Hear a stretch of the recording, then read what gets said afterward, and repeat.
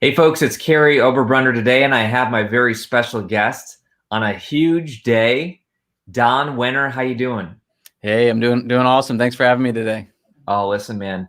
This book, first of all, when it arrived, it's absolutely beautiful. It's a combo between a book and a journal. And folks, listen, you should pay attention today if you are concerned about scaling a high growth, high profit business. So in the notes, folks, we're going to be giving away some prizes today. I want everybody to share where they're from in the comments. We'll be bringing you up here in a moment, everybody. But Don, first of all, tell us a little bit about the book, because I know you've been working on this for a long time. Yeah, love to. So I've been working on the content, I guess, behind the book for a better part of a decade now. So the book, as everybody just saw, is called "Building an Elite Organization," and the subtitle is the blueprint to scaling a high growth, high profit business. And if you're watching this podcast, you're probably like I am, and you're an avid listener, a reader, and learner. And what I learned is, I'm somebody who reads 2, 3, 4 books a week, have for many years, and always looking to learn and consume new information. And as you listen to the greats out there, you read one great business book and it tells you all you need to scale a great company is leadership, or all you need is execution, or all you need is to learn content marketing, or all you need is more leads, or there's all these great thought leaders and all these great books and ideas out there that are all have their place, and all lots of phenomenal information out there. But the reality is, to scale a high growth, high profit business, scale a great company, and do so profitably, unfortunately doesn't have just one thing that you can focus in on. And you have to have an overall business plan that incorporates all the aspects of scaling a business, and that all has to be done a part of the same plan, in cohesion, in order to do so profitably. So what we think about it is, there's 4 quadrants to a business. There are strategy, people, operations, and acceleration. Acceleration is sales and marketing together, and you need a plan, and each of those pieces growing together to do so profitably. And I'm proud to say, having implemented this operating system, as we call it, which is called the Elite Execution System, which is what the book is all about. We've been able to grow DLP and our 10 companies by over 60% a year now, every year for 15 years. And we've helped many other real estate operators and nonprofits as well that we support implement the Elite Execution System into their business, and have similar levels of consistent and profitable growth. Gee, I love it. So for the people, and we got people here from Pennsylvania, and we even have Montreal in the house. More and more people are jumping in. I want to encourage everybody, listen, you're going to want this, and we're going to be giving away a copy of the journal and the book. By the way, amazing. I love the whole branding of all of it, but truly, truly incredible. The journal, I was going through it before. It looks absolutely beautiful. How do these two complement each other, the book and the journal? Maybe you can talk about that. Absolutely. So, Building an Elite Organization is a book on our elite execution system, the system to scale a high growth, high profit business. And a business is a collection, a team of individuals, right? And to grow a business that grows in productivity, that grows in size and profitability, it requires a lot of focus and discipline. And we like to think about it as to grow a great company, you need disciplined thought, disciplined action, and disciplined people. And that concept comes right from the great Jim Collins, and that concept of discipline throughout your organization, your thoughts, your action, and your people, is a really key component of our elite execution system. The fundamental concept of the 20-mile march, the consistent, disciplined activity day in and day out, not just the beginning of the month, not just the end of the month, not just the beginning of the year, not just when you feel like it, not just when the weather is good, but day in and day out throughout your entire organization. Every person in the company having that level of discipline has been really, really critical for us, and is really critical to scaling a high growth business. And what the Elite Journal does is it provides a simple tool to help people grow in their productivity, to maximize their day. Everybody today, I mean, day in and day out, I think it gets harder and harder for people to people like to say, to manage their time. You know, everybody's struggling with too many priorities, too many things to do, and feel like they don't have enough time to do it. I call it, you know, priority management, because you can't manage time. We all have the same amount of time, but your priority management. And we teach here at DLP, and in the book we teach in the whole chapter on a concept of living fully, which is a concept of helping. It's one of our core values, but getting every person in our company, we want them to live fully and excel in all areas of life. And we call it the 8 F's of life, which are faith, family, friends, fitness, fun, fulfillment, freedom, and finance.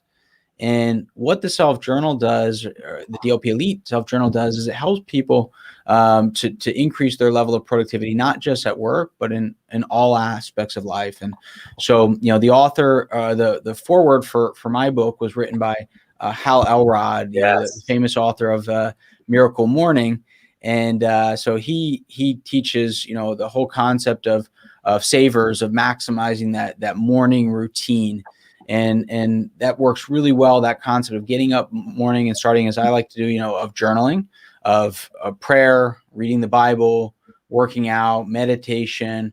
You know, I go through all these areas of in just a little under an hour every morning. And in the journal, as you know, Kary was showing, and I have mine right here. You know, I use it every day. We've been using it internally for quite some time, and I get to go in and lay out my big long-term goals for the organization, for myself personally, for the organization, lay out my vision board, lay out my goals for the quarter. This is a quarterly journal. And then what I'm going to accomplish this week, and then put that into daily action. Start off my day with attitude of gratitude, lay out what my big 3 goals are, what are my top priorities for the day, kind of eat the frog. What am I going to accomplish today? Lay out my schedule. Recognize my wins, recognize successes, recognize lessons I learned. And just the simple habit of doing this every day not only helps you to be more productive, but maybe equally as important is it helps you to feel more productive. Oh, that's good. And get that overall feeling of fulfillment, right? Fulfillment comes from feeling you're making progress in the areas of your life that are important to you. And by just taking a few minutes to connect, and for me, it was really important, you know, a few minutes connecting with the Lord in the morning, a few minutes of connecting my goals with my actions of the day, you know, a few moments of being grateful for all the great blessings that I have. Those little areas, seeing the progress I make day in and day out, and just moving the ball a little bit further, gives me a great feeling of fulfillment. And I feel I can move forward and succeed in all 8 of these areas of life, these 8 F's, as we call it, all at the same time. And to me, that's where real success comes from. If you're crushing it in business, but you're out of shape and your marriage is on the rocks, or your children want nothing to do with you, or, you know, et cetera, that's not real success. And just a simple tool like an Elite Journal can help you, you know, succeed in all of those areas. As you go down the path of implementing the Elite Execution System, you so choose, it can get easy to get caught up in the excitement of scaling your business and the success you'll have, and kind of let the other areas of life fall off a track. And, you know, keeping a simple tool like Elite Journal, and then having every person in your company. So I have 400 plus full-time employees. They all use the Elite Journal, or almost all of them do. We provide them to everybody, and it helps everybody from our frontline, you know, landscaper or groundskeeper or maintenance technician or receptionist get as much value out of it as you know, our senior executives do. Amazing. Listen, the crowd is loving this. There's more and more people joining, lots of people from Florida. I can tell that you believe this. I mean, look, number one, you're a bestseller. So that came out very recently. You got the paperback, you got the hardcover, you got the Kindle right now. So you have all kinds of success going on with it. It's really resonating with people. Your reviews are blowing up. You know, organizational change. Look at that. That's a great category. And Don, I can tell this isn't just made up, because listen, I interview a lot of people, and a lot of people don't even know their own stuff. You know what I'm saying? Like, I'm interviewing them and they're like, well, I don't really, let me go back. I mean, this is flowing out of you. You've integrated this thing. I got to ask, how old are you? 36. So I've been doing this year 15. So I started while I was in college, and it's been a fun, you know, decade and a half journey thus far. Folks, he's 36. I'm a lot older than that. He's you're humble about it, but your company's doing incredible things. And I love the fact that you're not just crushing it financially, but your company is about giving back. You know, I've done research before we decided to work together. I kind of looked and said, who is done, who's the company, what's the book about? Talk a little bit about how you put your faith into action, how you truly believe in a holistic business and not just money, money, money. Yeah, I love to. And so we've identified here. So let me take a quick step back. So we have a foundation we started a few years ago called the DLP Positive Returns Foundation. And our giving policy as an organization is to give 1% of every employee has the ability to give 1% of the time to anything that pulls at their heart, whether it's a priority for me or the organization. They can go and give paid time to whatever cause, whatever ministry, whatever service that they want. We give 0.25% of our revenue, and we give 0.25% of all the capital we raise. And as we are scaling, following the lead execution system, these start becoming really, really significant and meaningful dollars. This year will be around $1 million of giving. And so we've gone on that path, and we've been focusing on for a while now, two really big crises here in America. And there are crises certainly around the world, but we're making the biggest impact here in the U.S., which are, I guess, say North America as a whole, but are the workforce housing crisis, and the fact that most Americans can't afford to live where they work. There is a tremendous lack of housing that's affordable for the local workforce all over the country and the world. And so we're focused on is investing in housing that's affordable for the local workforce and will remain affordable. So these are the local nurses and teachers and social workers and those working really hard but struggling to find a safe and affordable place to live. To give you a perspective, in the last decade, the average cost of rent in America has gone from $750 a month to $1,200 a month, 60% increase in 10 years, while incomes have only grown 4 to 6%. That's a problem, and a problem that is getting worse every day. So we focused on that in terms of our foundation, and also we give 100% of all the proceeds of the book.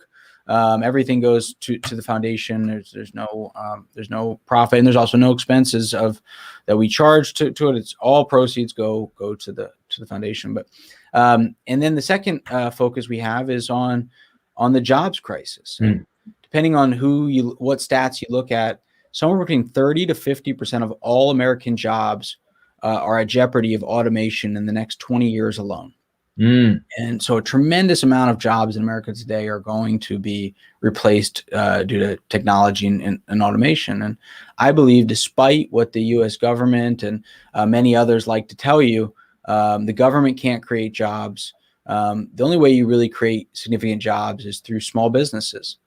And that's why we wrote the book, first and foremost, is to help small businesses scale, because it is so hard to scale a business and do it profitably, be able to employ more people, be able to make a bigger impact, and then spur local and in some of our cases national, even global economies. And so those have been two tremendous focus for the foundation. But we've kind of self-evaluated over the past couple of years and realized that's great. And giving away, say, $1 million this year is a good amount of money. And then it'll be, in a few years, it'll be a few million a year and so forth. It's really powerful. But we've realized that at running now today, a $1 billion plus organization, our for-profit business, DLP, doing hundreds of millions of dollars a year of revenue, and growing, dramatically again, year over year, we've grown 60% plus a year, that we can make a much bigger impact on some really big challenges here in the U.S. and around the world through our for-profit businesses, and so we focused in on every investment we make, which we predominantly invest in housing. So we invest in owning and lending, managing, developing workforce affordable housing, and so we've been focusing in our business of scaling that, and then we've been teaching the elite execution system to lots of top real estate operators around the country, helping them scale to provide workforce housing. And what we've decided is that we've actually expanded the areas that we want to make an impact on: workforce housing, as I talked about, the jobs crisis, and then we set two other big challenges that we're working to make a significant impact on. The third is on the generational wealth crisis, which is that many people, such as yourself, Kary, myself, many listening here, who are building businesses or earning good income, focusing on building their wealth and their family, the majority of us, unfortunately, will have our wealth lost by the second, or at worst third generation. We'll lose all the wealth, everything we worked for over our lives. And a lot of that can be avoided through better planning, better understanding, and evaluation of how you want to live and leave a legacy. And so we're really focused on making an impact there. And then the fourth area, which has been growing at my heart more and more since COVID, has been the happiness crisis. And this ties very much into the book and the elite execution system as a whole, which is every one of us at our core, humans, number one human desire at our core is the feeling of importance. And right or wrong, most people historically for generations now have received a significant amount of their importance derived from their work. Yes. And it's a place that many people, gain their identity and their importance and their significance. And unfortunately, over the past decade, and then even it's amplified tremendously more since COVID, less and less people are gaining that importance and that connection with their work anymore. More and more people are struggling with feelings of insignificance, inadequacy. Social media has certainly dramatically, grown these feelings. Yes. Over 40% of Americans today are struggling with some form of mental illness. The number one being depression. And I believe that as a business owner or business leader, it's our job to create a great company, to create a clear mission and purpose and direction, to help every person in the organization to understand the importance of their work and feel and garner importance from what they do every day, and feel that they're part of something bigger than themselves. And I feel it's our job to help our team members learn how to live fully, and how to take those lessons and personal development to their home life and have a full work life and work life integration, where they're bringing the importance of an identity they're gaining from the impact they make in their day-to-day job, to their home life, their faith life, etc. So those are the areas we're really focused on making impact in the book, in the journal, and things that we have, coming on here after this are really our focus on derived around making an impact in these areas. I'm blown away. I mean, folks, listen, tell me in the comments, first of all. We have Andrea. She's amazed about the 40%. You have Katie from St. Augustine here. She's loving the book. But here's the point, and I mean this the truth. I've never met someone at 36 who has such embodiment of his mission. I mean, it's just flowing from you. Like I feel like you don't have any. Are you reading a teleprompter? I am not. I mean, holy wow, this is amazing. So I think what we're all saying is that we can really trust on. Like, this isn't just a marketing strategy. I mean, you've laid out, here's our 4 things. Like, I want to dive into the deeper down here, if I can do that. What motivates you? Where did this come from? How did God use you to create this incredible empire? And that you're not getting cocky. To me, you're incredibly humble. Tell us the backstory to all this. Yeah, love to. So, I guess start back at the beginning, per se, so I'm the oldest of 5 now, including my adopted sister, who's much younger. And I was born to 2 parents who had me in their teenage years, while they were in high school. And Really? and so when I grew up, my mom ran a home daycare most of my childhood, and my father was a prison guard. We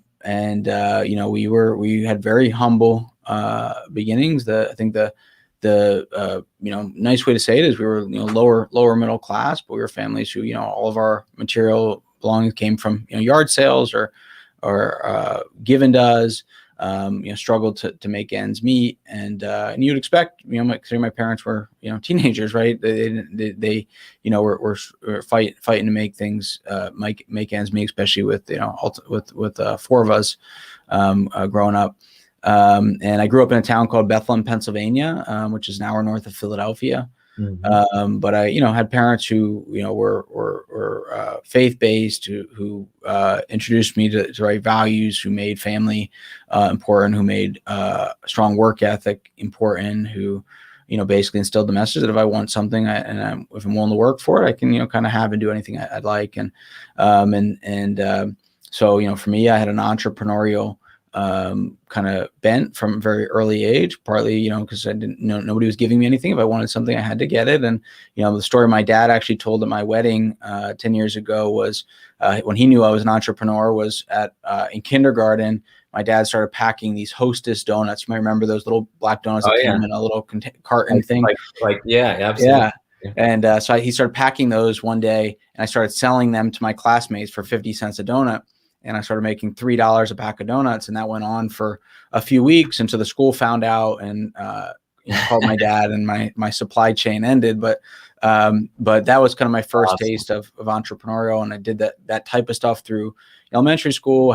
Was running a business, a real lawn care business in middle school, and working multiple jobs in high school. And I actually moved out of my parents' house in high school and started supporting myself through high school and college. And I had this, this kind of entrepreneurial desire and this confidence that, hey, if somebody else can do something and I'm willing to learn and work hard enough, I can kind of do anything. And always willing to learn,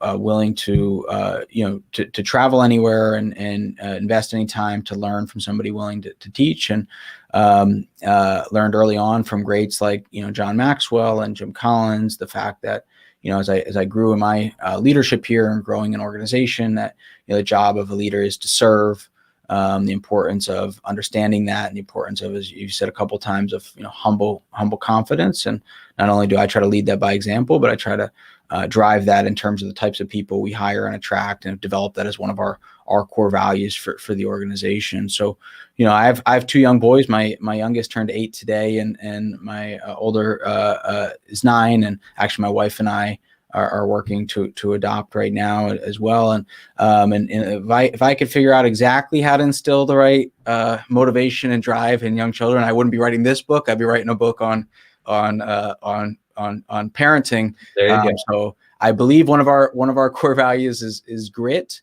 And I believe grit is what separates the most highly successful people in the world from everybody else. And grit is passion plus perseverance towards long-term goals, the ability to stay focused towards a goal, and to enjoy and be fulfilled from the pursuit of improvement, the incremental gain of getting better at your craft day in and day out. That's where real success comes from. So instilling grit in your children, and of course in our organizations, because grit can be grown and improved, is really important. So example with my children, to go into a quick parenting lesson, I don't praise, like everybody else. I think my kids are the smartest and the best athletes and everything else, right? We all think our kids are the greatest, but when my kids get, straight A's, I don't say to them, wow, you're so smart. I'm so proud of how smart you are. You say, wow, I'm really proud of how hard you've been studying, how much, how you've been working so hard at completing your homework, how great you've been doing, participating in class. Praise the activities, not the God-given abilities. When they get, when your kid gets, 3 touchdowns in a football game, not praising, wow, you are just so athletic, you are so skilled, you're the best. Praising, man, I'm so proud of how hard you've been practicing, so proud of how much you've been working on, on that, whatever so running that route. It's not the end result. It's the process. Exactly. Wow. Exactly. So that's kind of, so I went to, went from high school, went to college, got almost a full ride to Drexel University, thought I was going to be a financial advisor from middle school on, simply because a financial advisor came into a career day. And remember, I, didn't have come from much, and and showed a little chart that showed financial advisors made more money than doctors, lawyers, accountants, all the jobs your parents tell you to do. I said, that's what I'm going to do. I get to be my own boss. I'm really good at math. I'll be a financial advisor, and thought that's what I was going to do. Went to Drexel, worked at companies like McGladrey in Poland and BlackRock, and got some different finance experience, but knew I was going to be a financial advisor until a gentleman came into the restaurant I would wait tables on the weekends and kept asking me to come work for him, Finally, one day I sat down with him. His name's Nathan. And I said, all right, Nathan, tell me what it is that you do and what you want me to do. And he said he ran an ADT security dealership. And he told me, asked me, Don, how much money do you make a week? Right now, I was 19 years old, at waiting tables and so forth. I said, about $1,000 a week. He said, I guarantee you, if you come to work for me, you'll make $2,000 a week. And I said, wow, that sounds really great. And for some reason, I believed him. And I said, all right. So I quit the restaurant. I came to work for Nathan basically, immediately, and didn't know what the job really entailed. Just knew he told me I'd make $2,000 a week and I'd do really well at it. What the job ended up being is, knocking on doors. So that's what I did all day, every day. I was still in college, but I was knocking on doors every free minute. And I knocked on a lot of doors. So I sold a lot of alarm systems, and my first paycheck was $5,280. And that turned out to be one of my worst paychecks. And so I was making, $5,000 to $8,000 every 2 weeks as a college student, which is, pretty good money. Later, I found out nobody had ever made more than $1,000 a week for Nathan ever. But I think because he gave me this expectation that the normal compensation was $2,000, it was normal to sell X number of alarm systems. That's the expectation I set in my mind that I should be able to achieve, and I should be able to do more. And so it took off really fast. I was making good money. And Nathan, as much as I was doing great working in his security company, he was also in real estate. And so he would write me my check out for $6,000. And then I would see that he had these $15,000, $20,000, $30,000 commission checks from his real estate brokerage business. And so after a little bit of time of working for him, he said, Don, you should get your real estate license. If you can sell alarm systems knocking on doors, you can sell real estate. And again, I was still in college. I said, I'll give it a try. And it took off really, really fast, and started, investing in real estate and growing a real estate brokerage and hiring great people and building an organization. But it was a lot of fun, and it's interesting how we kind of end up where we are. But it's been a great journey. That is incredible. Thank you. Gosh. Wow. So you almost didn't know any better. Exactly. With the ADT thing. Talk to us about, there's a lot of people right now watching, and this book is going to help them out a ton. In fact, I'm going to ask Michelle, who's our comment person, if you can pop in the link. You have this amazing landing page that talks all about the book. Tell us a little bit, for the people who aren't familiar with you, tell us a little bit about your company. You've referenced it a few times. What exactly do you do at DLP? Yeah, so our core business is DLP Real Estate Capital. And we're a private real estate investment and financial services company. So in kind of layman's term, we invest in real estate, specifically workforce housing. We do so as an owner. We do so as investing equity with great real estate operators who implement the elite execution system. Okay. We do so lending money to real estate operators. And then we do property management and construction management and new development and real estate brokerage. And we have a title company and a number of affiliated businesses that, again, all revolve around investing in workforce housing that's affordable for the local workforce. We have 400 plus team members. We did a few $100 million of revenue this past year. We have 1.4 billion in AUM, and have grown by 60+% every year. This will be our 9th straight year as one of the Inc. 5000 fastest growing companies in America. We were the 4th fastest growing company in America last year. Out of any companies that have made the Inc. 5000 5 or more times ever, we've done it now 9 straight years. And if you're not familiar, they measure your growth over a 3-year period of time. So if you choose any 3 years in our 15-year history, pick from 1 year to 3 years later, we've grown a minimum of 300% and a maximum of 500% every 3-year period. Doesn't matter which period you choose. Doesn't matter which cycle we're in. Doesn't matter how we've expanded geographically and new business lines.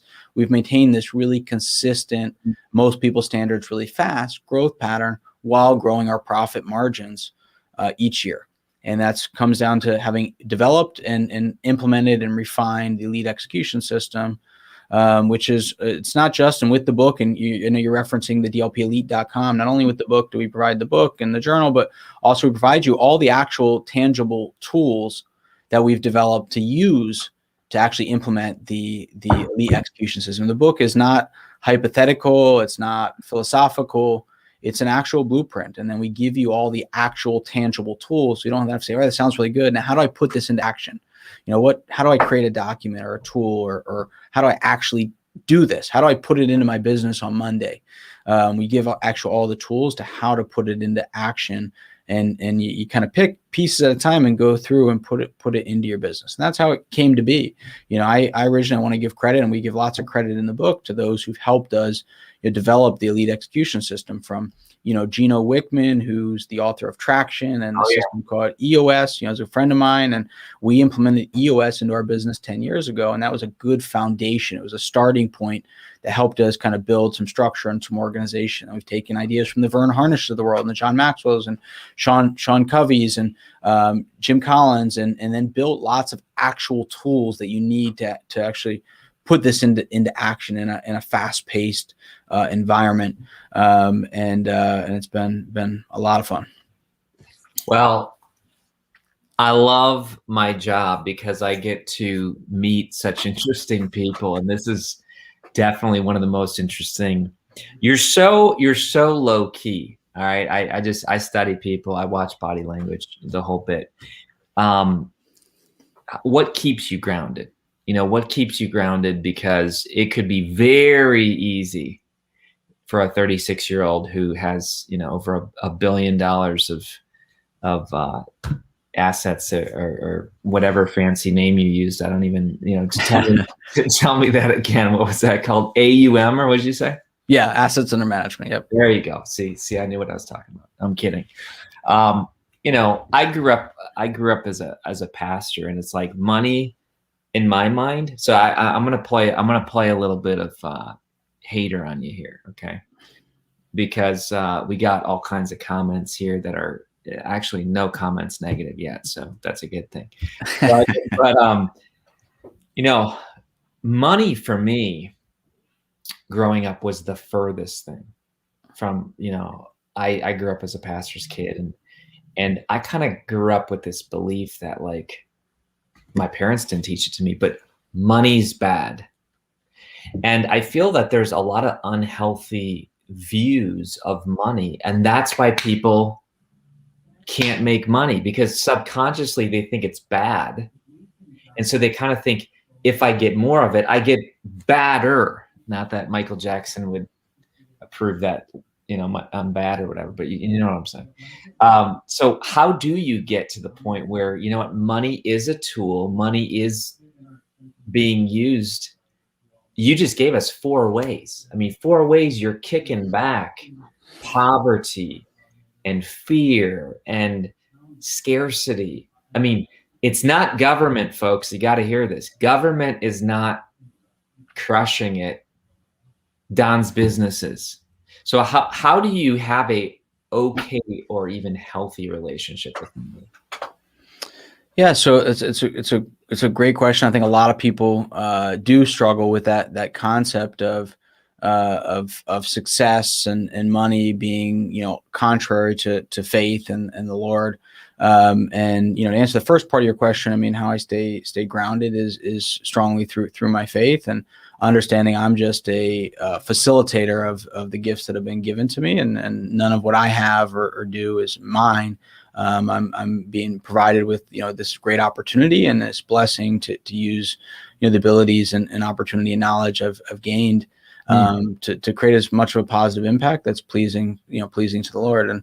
And you know, I look at it as, you mentioned it already there, that you know, there's so many positive effects, and, you know, there's a lot of good books out there, like Bo Burlington, I think is his name, you know, Small Giants, and little books that talk about, hey, you can build a great small business and stay small, and that's, you know, and some people look at that as and they think that they interpret, you know, certain scripture that's keeping your business small and simple is somehow more pleasing to the Lord. And the reality is you can't have a great, really small business, right? Because if it was great, it would grow. And so if you are running a great business and you're helping 10 people or 20 people or 50 people or 500 people, why wouldn't you want to help 5 times that many people, 10 times that number of people, 20 times that many people, 1,000 times that many people, right? If you're actually doing good things that are benefiting those who are doing business with you. And what I've realized here in our world at DLP, in our for-profit business, we have 4 really big stakeholders that we serve. One are investors who invest in our private investment funds. We have 1,400 families, and I'm proud to call investors in our funds who we're a significant part of their financial picture, and we're helping them to not only achieve the financial freedom in their lives, but helping them to be able to help their kids and grandkids and great grandchildren, help the ministries and nonprofits and organizations that are near and dear to them, because they have the consistency and confidence in the returns that they receive from us. And so that group of stakeholders, these investors, we're growing. Last month we had 200 new families to invest with us, and it's growing every month, and we're helping more and more people, providing them with great cash flow and no volatility and so forth. The second big group that we serve are real estate operators, and we're helping them by helping them implement the elite execution system and helping them with the capital and resources to scale their business. And then not only do I help them grow their business, but I help them employ more people and help those people's lives. I help them do more construction, which goes and then helps the workforce housing crisis, helps provide jobs for the contractors they hire, helps provide great housing for local families. Our third stakeholders are our residents who live in our properties. I'm proud to say we have 30,000+ people who live in our communities today, who live in safe and affordable places to live that will remain safe and affordable, and help them to, we like to say, choose prosperity, and help them live a full life and get access to information and knowledge and resources they're not typically receiving. And then the fourth group of stakeholders we have are our team members. And I'm proud to say we have over 400 full-time employees, team members, and that'll be much more by the end of this year and much more the year after that. And the amount of impact we can have on our team members' families, and their children and friends and relationships through not only what the income they earn from us, but the knowledge they gain and how that impacts them as a leader in their church or in whatever areas of their lives that are important to them. So, it's a great opportunity to create a positive impact. And we all know, we all think it, we all see it, that we all want to find more great companies who are, purpose driven and who are doing great things. And there's a major lack of that in today's society. I think many would agree. So when you're in a position to do that, it's a great opportunity, and it's humbling when you take a step back and take a look at the amount of people we can impact through a little bit of hard work, making some tough decisions, taking some risk, and continuing to be disciplined. It's amazing what you can do, and what you can do faster than most people think, because as big as we are to most people's standards today, 5 years ago, 7 years ago, we were a 10th, a 20th of our size today. And just by putting the right structure discipline, it can grow much faster than most people think. I'll tell you what, the proof is in the pudding, as they say. And look, Patrick, who's one of your team members, and several of your team members today have said, this is Don. Don's the real thing. And I've heard that even Justin, who introduced us, Justin Donald, we were honored to be his publisher and get him some great success. But there's just this group of people that the world wants to say business owners are all like this. Business owners are greedy, power hungry, egotistical. Man, I'm not catching any of that vibe. I'm catching a guy who says, look, we're going to provide the journal, and we're going to provide the book for our team members. We're going to give back to our community. We're going to raise up investor families to create generations of wealth. I'm truly inspired today. I mean, I when I met you, I was impressed, but you're a quiet dude, but you got this quiet strength, And here's the magic question. Do you have this on Audible yet? So I have and I I read a lot. So we buy, in our organization, so we give everybody, the journal we talked about, we give everybody an Audible account. We let all of our employees download unlimited books. We buy them Fitbits, we buy them Beachbody on Demand, a lot of things to help them focus on living fully and so forth. And so I'm a huge Audible fan. I listen to my books on Audible. Me too. So I've always believed that authors who record their audio versions themselves, it always gives you an even better connection to the book and the author and the thinking. So I did record my book. I did a few months ago, and just waiting on Audible. I'm being told any day it'll be officially live on Audible. So yes, that'll be coming out hopefully in the next week or so. We'll be live on Audible for sure. That's so good. Oh yeah, Kyle's already jumping in. It'll be available very soon. So you got your whole team's watching out for you. So folks, we're going to give away the journal, and I want you to type in if you found value today. Just put. We're not going anywhere yet, by the way, but just say thanks, Don, because I'm not gonna go back to my business the same way. I'm impressed. So we're going to be giving away this incredible journal. If people want it, here's what I want you to do. Type in the word shared after you shared it. So I want you to share it on your Facebook, on your YouTube, wherever you're watching it from. And then I want you to tag someone who would benefit. This could be a business owner who maybe hasn't had the vision yet. You get your whole team Audible accounts and Fitbits, and man, that shows that you believe in personal growth. That's what I'm seeing. I'm seeing that the audio matches the video. You know what I'm saying? The audio of DLP matches what they do. So that, yeah, point, Kelly, Patrick, who you mentioned before, he's our chief experience officer, and his job is customer experience and employee experience, CX and EX.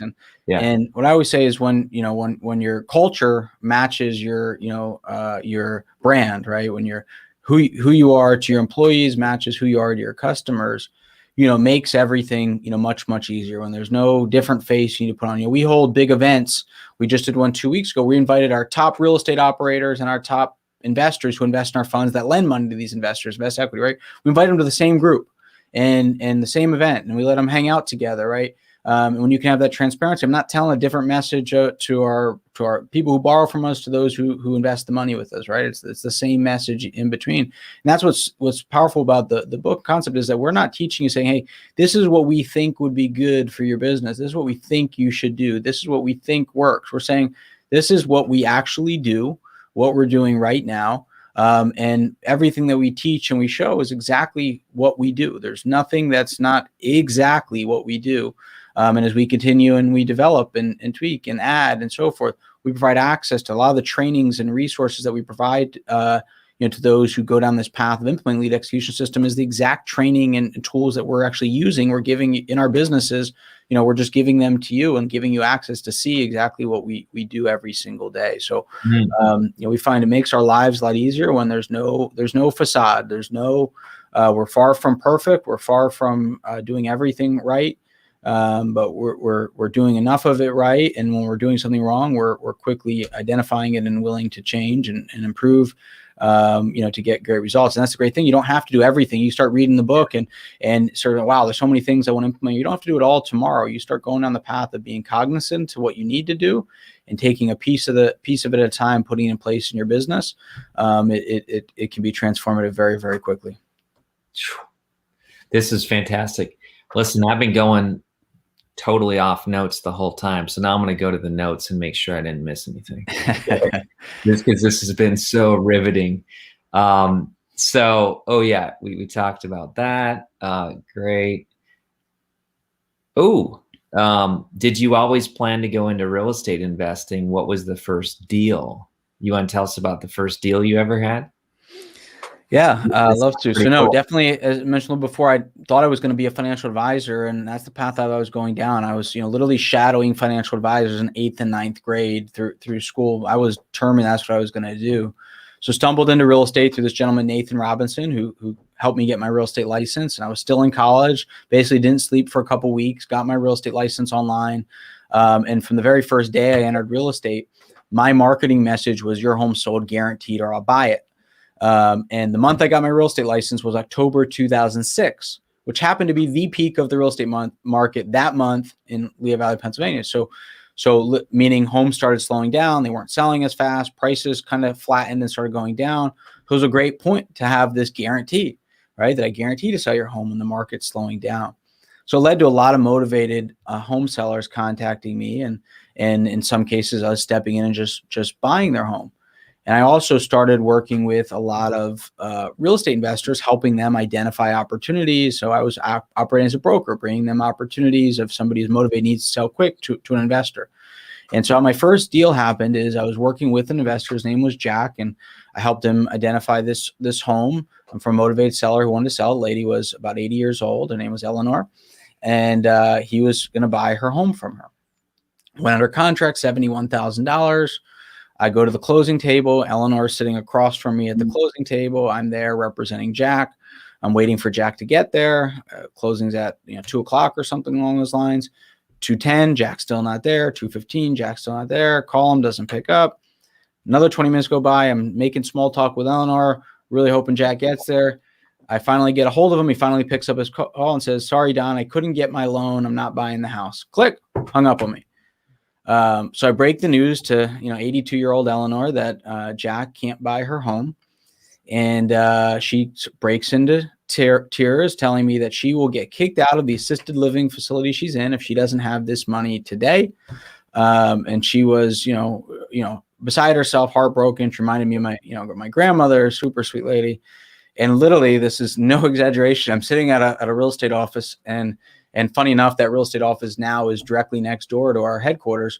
But I'm sitting at this real estate office, and across the street, I can see it through the windows, is PNC Bank, which happened to be my bank at the time. And so no exaggeration, I said, "Eleanor, give me a minute here." I got up, I ran across the street, went into PNC Bank, and I withdrew most of the money I had at that point, which was $71,000. I was 20 years old and in my first few months of real estate. And I came back and I said, "I'll buy your house." And so I bought the home. I hired a guy, I'd met who flipped a few homes as a contractor, hired him to renovate it. I turned around and renovated that home and flipped it. And that was my first home flip. And then that year I did that a few times. The next year I did it 20 times. It was 50. Then I was 100. And then we started building a portfolio of single family and multifamily and so forth. But that's how kind of the first deal came to be. And many of our stories over the years have been in those types of situations, just helping solve a problem for somebody stepping in and making the transaction possible. That is mind blowing. Oh my. It's almost like looking back, because you're a person of faith and I am too. It's almost like God put you in a situation where he said, here's a softball pitch. Now for 99 out of 100 people, they'd say, absolutely not. I mean, I'm thinking of my own life, man, that's risky. How many times in your life, your career, your family life, your marriage, how many times have you bet on yourself?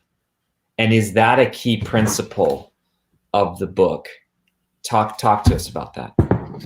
Yeah. So, I mean, setting big goals and making kind of big decisions, we all have, there's only a small number of decisions we ever make in our lives that really become, the big ones that make all the difference. You're one big decision away from a very different life. And we all have those stories in our personal life, right? If you wouldn't have done one little thing, wouldn't have been different, you wouldn't have met your wife, right? Or something would have drastically changed the trajectory of your life. And as much as most of us can think back to some of those examples that have happened in our lives, you think about you said, how many times have we been presented with opportunities, or will we again be presented with these big opportunities that we even have this point to say, hey, I'm going to go chase, we like to say, this God-sized goal, or no, I don't, I'm afraid of change.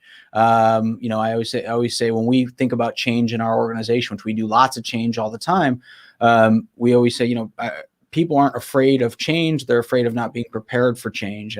And so people are always hesitant to do something new, to get outside their comfort zone. It doesn't take a lot of big decisions. It doesn't take a lot of big bets. It just takes a few that you're willing to go all in on, that can make all the difference. And that's a big part of kind of the foundation of the elite execution system is developing a tool we call the compass. Compass is laying out a clear roadmap to your business. And it starts with, identifying why you're in business, and what you're going to accomplish. So laying out a clear purpose and values to your organization, it's really where it starts. Laying out a clear mission and a big, hairy, audacious goal. Really identifying what you do well and what you don't do well. Identifying what your best opportunities are. Identifying who your best people are.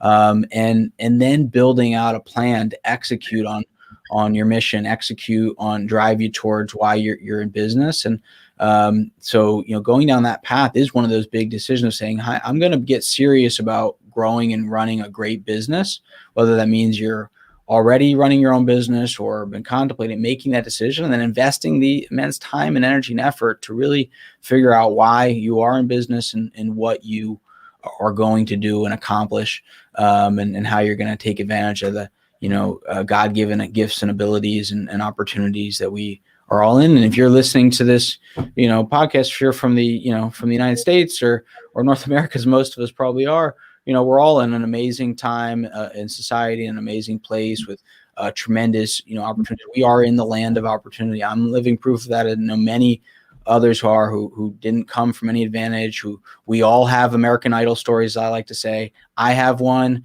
I know you have one as well, Kary. We all have an American Idol story, right? We all have trials and tribulations and challenges and excuses and reasons why we're not doing what we thought what we are capable of doing, or what we think our best self could do, and what's held us back, and why we're dissatisfied or unhappy, why we may be one of those 40% of people who are struggling with some sort of mental illness or depression or lack of confidence or some sort of challenge, because we haven't been willing to step up and chase a God-sized goal and invest the time, energy, and effort to do it. And I think those who do more easily or have gone down the path of entrepreneurship, sometimes end up starting entrepreneurship thinking it's this path to freedom and no responsibilities and do whatever you want whenever you want, and that's like the ultimate dream. When the reality is that you find when you go down the path of really scaling a business is that discipline is actually what sets you free, and putting structure and organization and people and process in place. That's what frees you up to focus on big opportunities, what frees you up mentally.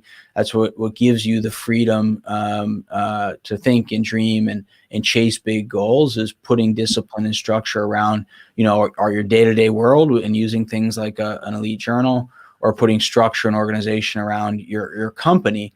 And some of the most talented people I know are great time tellers, as Jim Collins likes to say. And so a lot of people who get their business going, are a great time teller. And a lot of us, if we're honest, we like that.